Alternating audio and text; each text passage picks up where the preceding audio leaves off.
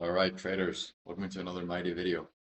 Today we have a spectacular day in our hands, a spectacular month, and of course, a spectacular recap.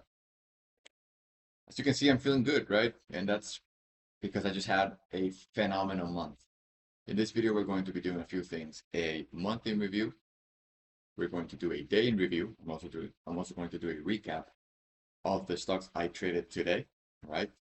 I actually just stopped trading and I'm forcing myself to do this recap because I'm starting to lose money on CLRO. Just took a big loss right here, thinking that we were going for another breakout, right?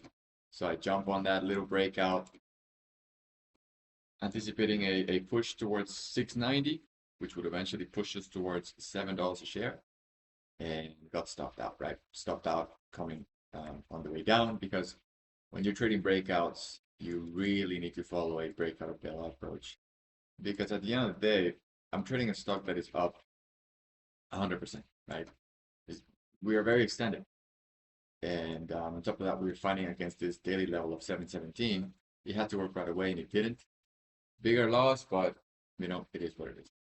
So let's get to the recap here real quick. I want to pull up my calendar and let's talk about this spectacular month we just had. So this is today. I'm up 8,000. And yesterday, I made almost 4 grand. And this stock is very tempting right now. It's tempting me. Right? It's like that girl that has a lot of red flags that you know you shouldn't date. You don't have a lot of red flags, in case you're watching. You don't have a lot of red flags. I am just crazy and I need to focus on my career. But please, I'm not talking about you. This is just a joke. In fact, let's move on from that, right? This is not like dating at all. This is exactly, you see what I mean, right? It's like a mermaid in the ocean, dragging you in, tempting you, telling you, here we go, we're about to break out, we're about to break out and get halted up. Don't miss this trade, don't miss this trade. And going for an attempt to that trade once is fine. But the second time, this stock already told you it's playing games. And it's pretty much just trapping longs at this point. So if I would have gone for breakout attempt number 2, and I would have lost, assuming this starts trickling down here, that would have been on me, right?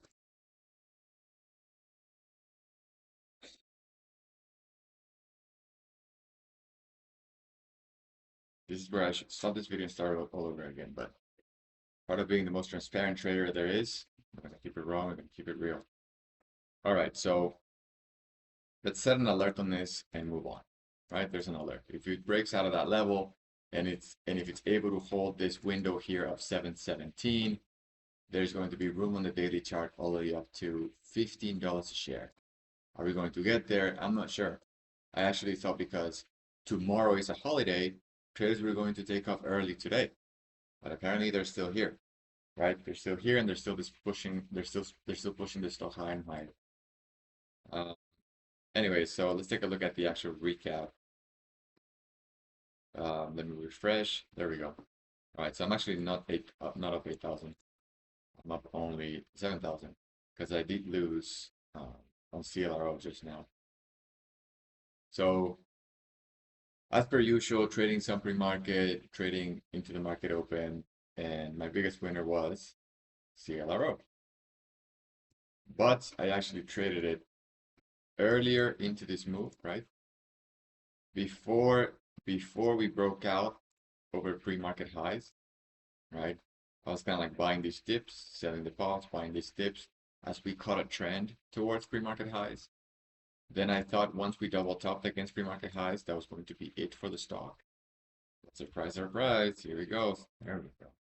Now that gives me a lot of fun, right? And right now I am tempted to just open my broker and go at it again.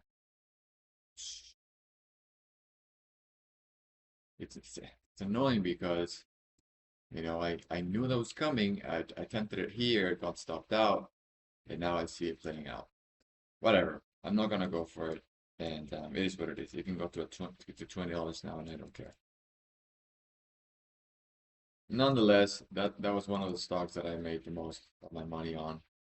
I also traded it a bit here during the pre-market push, um, and that was that.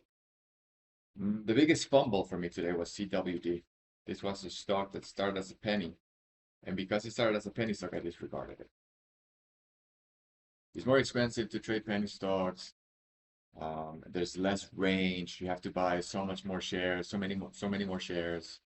And the reality is that I'm not very good at trading penny stocks. So it started to pop up, and I was like kind of like ignoring it. And then eventually, I started trading it after we broke over this high. After we reclaimed this high, and then we broke through one, I started to trade it. Got caught on it on the jackknife for a huge loss. And then from there, I kept on trading it with fear, with reduced size. It's just how it is. I know that we should really be trading stocks not based on emotions, not based on our P&L, and also not based on whether if you just lost or not on the previous trade. We should be trading the setups for what they are. But I've done this my entire career, and if I don't trust the stock anymore, it's hard for me to size up on it. So throughout this entire move, I was literally just digging myself out of this huge loss. I'm still red on the ticker, but not by much. Um, at the open, I thought we were going to see continuation, and we did not. So that was that ticker. And yeah, that was it. Now, let's take a look at the month in review here. So I had a spectacular month, up, up over six figures. This is not a record-breaking month, but it's definitely a redemption month, right? A lot of bigger green days. I was able to manage and control the red days. I mean, look at these small red days, right? This is what profitability looks like. Not really about how much money you make in hotter markets, because when there's a hot environment, even a monkey can make money, right? So, it's not about killing it in the hot days. It's really and truly about not losing on the harder days, right? And that was the theme for me this month. Of course, this is the month that we had 2 weeks full of China no news momentum, where we were seeing every single day stock go up 300, 400, even 500, 600% at times every day, right? So, like you can almost like blindfold yourself and buy and make 100%, right? It's crazy. Um, we're definitely off that momentum now. We're off that theme. And I had a little bit of turbulence adjusting to that shift. Now we're back to common sense. Now we're back to waiting for American stocks, waiting for stocks with actual headlines, right? With breaking news that are commensurate for a 100% move. It's still crazy. Don't get me wrong. Small caps are always going to be nuts, but we're coming back to more like reality, right? And I had a hard time adjusting to that. I was still pushing shares highs. I was like buying 100% of my buying power of the setups that I really liked, and I had a few close calls. So from there, I had to put on what I call winter tires, which is anticipating rain, anticipating that it's going to be slippery, and kind of like preemptively, uh, you know, protecting myself from a bigger loss. Yeah, I don't even know if a loss is coming, but I always feel it coming. So if I am right, and if it does come, I'm gonna lose less because I'm prepared for it, right? Um, let's see. Let's go back to the calendar here. What I'm most proud about too is these beautiful A's. Do you see these A's? Here's a funny story. I was a failing student all throughout high school, middle school. I was a failing student. I was the joker of the classroom. I couldn't sit still for more than 10 minutes. If the teacher would be like preaching about anything and a fly would fly in front of my face, I would be automatically distracted and like gazing through the window and be just like completely, you know, completely kind of like uninterested about what we were learning in class, right? I would just be like gazing and dreaming in my own head and stuff like that. Anyways, because of that, I always got Fs, right? I was failing every class. And now I get to get A's, right? kind of like one of those things like, look at me now. I have the A's now, right? Now I have the stickers on the forehead that I didn't get ever. Anyways, what that means here in the trade tracker, it means that I executed the strategy correctly, right? That's the goal of getting these A's. So at the end of the day, strategies in trading, whether if you're trading the hyperscalping strategy like I am, which by the way, you can learn it in the description down below, or if you're trading wherever else, every single strategy has a percentage of accuracy, has a winning rate, right? There's no strategy in Earth that is going to be green 100% of the time. What that means is that losing days and losing trades are part of the natural flow of the strategy. So you can very well have losing trades that are good trades, that are trades that had edge, that are trades that had expected value, right? And what the A attempts to measure is, regardless of whether if you finish green or red today, that really doesn't matter. At least it shouldn't matter, because all that matters is execution. For example, look at the $16 red day. If the A wasn't here, I would glance back at this day 30 days later and be like, this day was a failure, right? I failed that day. I didn't do my job properly. My job is to make money. No, your job is to execute correctly, right? The idea is that you make money long term, but in a single day, let alone a single trade, that's not how you should be like judging yourself. But if I look at that A and I'm like, nice, this meant I executed well. I bought the sellers I was supposed to buy. I stopped out exactly where I was supposed to stop out. I traded my edge, right? Today happens to be one of the red days. Check this one out. F. What does that mean? Let's take a peek. I had money. Probably this was me executing the strategy correctly. I gave 50% of my profits back and I refused to leave, right? I broke a rule. I should have left when I gave 50% of my profits back. And so it went to the depths, right? And even here in my report card, I gave myself the F. Not because I'm red precisely, but because right then and there, my job was to follow my rule and I didn't. And I'm glad I paid the price, right?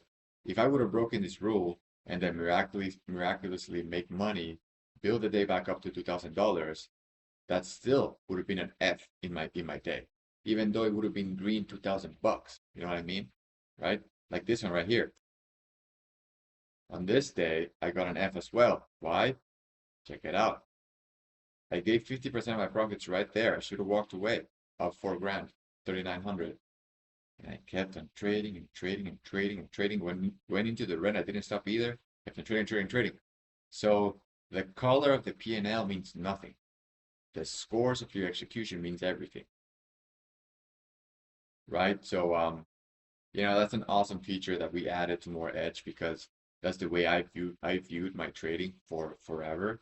And it's also an opportunity for you to not be so hard on yourself when you lose, right? A losing day can be brutal. Like, trust me, guys, like I've been trading for over 6 years. I I was a failing trader for over 2 years, and I know how hard the learning curve gets, right? I know that after a red day, you want to kill yourself. And now YouTube is going to demonetize this video. I didn't mean it like that. But it's very like, it really hurts deep when you're red, because your mind floods you with negative thoughts of, you're a failing trader, you're a failure, you suck, your friends were right, your parents were right, you should have never attempted this trading thing. Now you've lost thousands of dollars, you're an idiot, you're a failure, right? That's what a red day means. But if you have a red day, but yet execute it the way you should have executed, and you can look back at every single trade and be like, yeah, this is a trade that I would take tomorrow again, and that's success right there, right? That's success. So you know, this method of trading has really helped me, right? Part of the reason why I'm such a good trader, right? Let's be real. Like, who's doing this, right? Oh, anyways, with that said, I'm gonna let you guys go. Um, Beginning of a new month. Tomorrow the market is closed, by the way. So terrible news, but I think 4th of July, right, is coming up. And as a good patriot, We need to, you know, thank America for existing, and most importantly, thank the stock market for existing. So, uh, America, right? And then if you want to learn the hyperscaling strategy, or if you want to be part of our Discord, to be honest, like the hell with the hyperscaling strategy. Just join our Discord community. It's the most fun place. We get to hang out with elite traders. We bounce ideas off of each other. It's a lot of fun. We actually not don't take trading very seriously. And at the end of the day, we are here to support each other, right? Every time somebody blows up, every time somebody's having a tough time, trading is a lonely sport, right? And you don't have to do it on your own, right? We're all trying to, make our dreams come true in here. So it's a lot of fun. Check it out. And that's going to do for this video. It's been the mighty, and I'll catch you guys on the next one, right? Take care.